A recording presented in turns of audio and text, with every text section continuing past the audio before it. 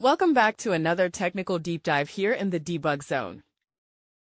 Today, we're tackling a big question and breaking it down with insights from other users. Hopefully, this clears up some misconceptions and helps you get the answer you need. So buckle up, stay a little curious, and let's jump right in.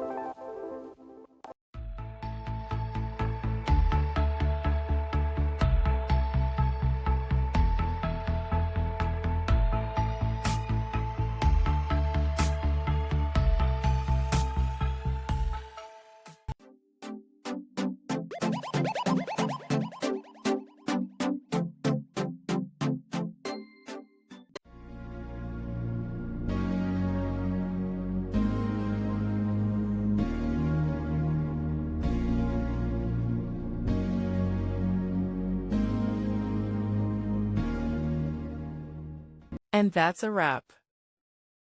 I hope you found the answer you were looking for.